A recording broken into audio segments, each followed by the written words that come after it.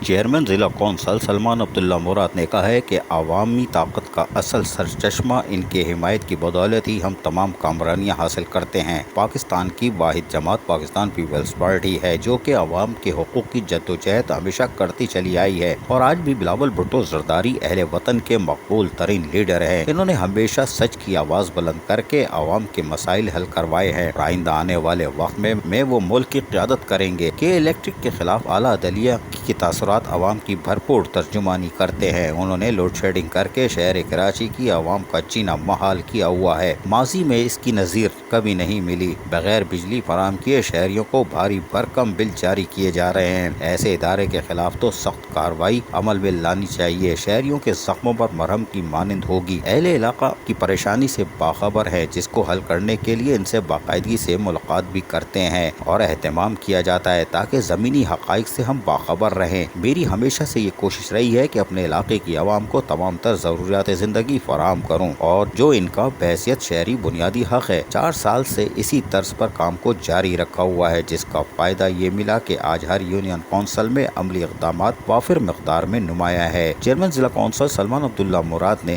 ان خیالات کا اظہار مختلف علاقوں میں دورے کے دوران معززین سے ملاقات کی اور ان کے مسائل جاننے کی کوشش کی۔ اس موقع پر ضلع کونسل کے چیف آفیسر ایاز حمید بلوچ، ڈسٹرکٹ انجینئر فضل محمود گل، ڈائریکٹر سوشل ویلفیئر نبیل بلوچ اور دیگر بھی موجود تھے۔ چیئرمین ضلع کونسل سلمان عبداللہ مراد نے اس موقع پر بات چیت کرتے ہوئے مزید کہا کہ آج ہر یونین کونسل میں جو عملی اقدامات ہم نے کیے ہیں وہ نمایاں ہیں۔ یہ میرے اکیلے کی کاوش کا سبب نہیں ہے بلکہ اس میں میرا ساتھ قیادت اور اراکین کونسل نے بھرپور انداز میں دیا ہے۔ وسائل کے حوالے سے بھی بعض اوقات مشکلات سامنے آتی ہیں جن کو ہم نے ہمیشہ مربوط حکمت عملی سے حل کیا ہے۔ جب تک عوام کے مسائل حل نہیں کر لیتا سکون سے نہیں بیٹھوں گا۔ خدمت کا سفر میری زندگی کا آخری پل تک جاری رہے گا۔ عزیز عارف، KBS بلدیاتی نیوز، کراچی۔